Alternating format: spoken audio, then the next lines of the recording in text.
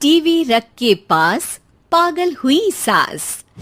आजकल वर्मा जी की पत्नी देवकी जी केबल पर रियलिटी शोज देख देख कर बहुत कुछ सीख रही हैं। जैसे आज तो वो सुबह सुबह बेसुरे आलाप ले रही हैं।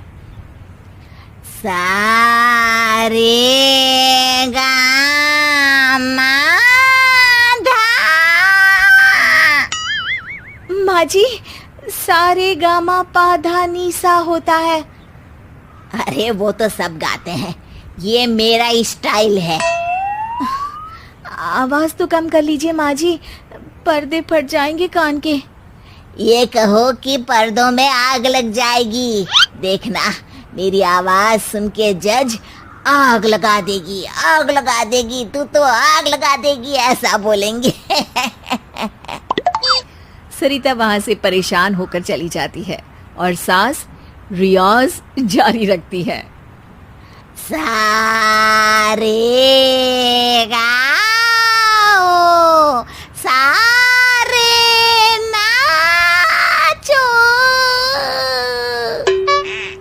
तभी बाबूजी दुकान से लौटते हैं। अरे देवकी, क्यों तानसेन बनी हुई है? कान से खून निकालोगी क्या? अरे क्या हुआ, रियाज तो करने दो मुझे। इसको रियाज बोलते हैं? ऐसा लग रहा है जैसे घोड़े हिना रहा है। घोड़े पे बैठ के ही बम्बई जाऊंगी मैं तो, जब जज साहब कहेंगे कि देवकी तुम मुंबई आ रही हो। जज साहब, वो अदालत वाले? अरे नहीं नहीं, बड़े लोग हैं, आप नहीं जानते हैं। ओ मैं तो छोड़ चली अपना ये देश, बम्बई मुझे प्यारा लगे। गाना गाती हुई देवकी चली जाती है और बाबूजी अपनी सरफिरी पत्नी के इस संगीत प्रेम की चर्चा करने बहू के पास चले जाते हैं। अरे सरिता बेटा, सुनो तो, ये तेरी सास को क्या हुआ है बेटा? सुबह तो अच्छा भला छोड़कर गया था इसे। सिंगर बनेगी अब वो। सिंगिंग रियलिटी शो में जाने की सुबह से तैयारियां चल रही हैं इनकी। हाँ, अब तो कोयल के सुर मेंढक छेड़ेगा। हे भगवान, सद्बुद्धि दो इसे। इधर बाबूजी भगवान को कहते हैं और उधर राधा रानी प्रकट हो जाती है, देवकी की मोहल्ले की सबसे पक्की दोस्त। क्यों री देवकी, काहे इतना गला फाड़ रही है? कोई चीखने चिल्लाने का कंपटीशन है क्या? अरे ये देख, नया सिंगिंग शो, मैं भी गाऊंगी, हिंदुस्तान के दिलों की धड़कन बनूंगी। अरे इतना बेसुरा गा के दिलों की धड़कन नहीं, दिलों का अटैक बन जाएगी। इससे तो अच्छा है कि नाच ही ले। वैसे भी दिन भर मोहल्ले में नाचती तो रहती है तू, कभी इसके घर कभी उसके घर।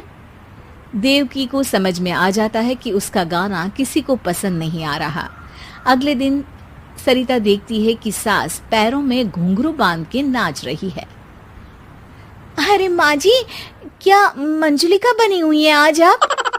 अरे नाचने दे बहू, जब तक है जान जाने जहां मैं नाचूंगी। अरे माँ जी, अभी जान निकल जाएगी इतनी जोर से नाचेंगी तो। अरे अरे, क्या कर रही हो? अरे दिख नहीं रहा, डांस कर रही हूँ। अरे जैसी तुम्हारी हरकत है, तुमको तो नागिन डांस करना चाहिए। वो भी करूंगी, भांगड़ा भी करूंगी। देखना, जज मुझे देख के स्टैंडिंग ओवेशन देंगे।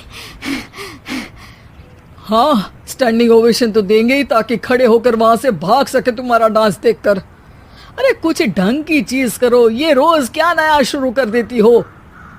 सास को लगता है कि उसका डांस का सीन भी बिगड़ गया।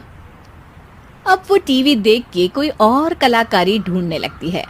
तभी उसे टीवी पर खतरों के खतरनाक खिलाड़ी शो दिखता है, जिसमें लोग अलग अलग स्टंट करते हैं। बस देवकी को नया काम मिल जाता है। अगले दिन सुबह देवकी डंबल लेकर कसरत करने लगती है। माँ जी, ये क्या कर रहे हैं आप? अरे खली जैसे बनकर खलबली मचा दूंगी। कल मैंने खतरों के खतरनाक खिलाड़ी देखा और सोच लिया कि मुझे वही जाना है। हाँ बस। तभी वहाँ बाबूजी भी आ जाते हैं। अरे इतना भारी डंबल, अरे गिर मत जाना कहीं लेकर। अरे चुप करो, तुमसे कुछ नहीं होता इसका मतलब ऐसा नहीं कि मुझसे भी कुछ नहीं होगा। मैं तो खतरों के खतरनाक खिलाड़ी में जाने वाली हूँ। हाँ, मैं तो इस शो में तभी गया था जब तुमसे शादी हुई थी। तुमसे शादी करना भी खतरों के खतरनाक खिलाड़ी में जाने से कम थोड़ी ना। अब चुप भी रहिए। अरे बहू, वो भारी वाला डंबल उठा कर ला तो। अरे ना माँ जी, आप संभाल नहीं पाओगी। अरे मैंने टीवी में देखा था, एक आदमी कार उठा लेता है, इतना तो मैं उठा ही सकती हूँ ना। बहू घबराते हुए भारी वाले डंबल माँ के हाथ में दे देती है। जैसे ही माँ दोनों हाथ ऊपर करती है, पूरे शरीर का बैलेंस बिगड़ जाता है और वो पीछे की तरफ गिर जाती है। डंबल जाकर टीवी में लगता है और टीवी फूट जाती है।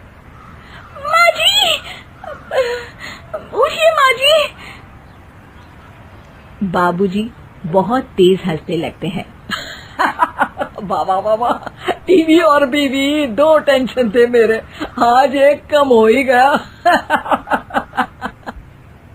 बहू भी सास को उठाते उठाते इस बात पर ताली बजाकर हंसने लगती है और देवकी फिर से गिर जाती है। और इस बार देवकी भी अपनी बेवकूफी पे हंसी रोक नहीं पाती।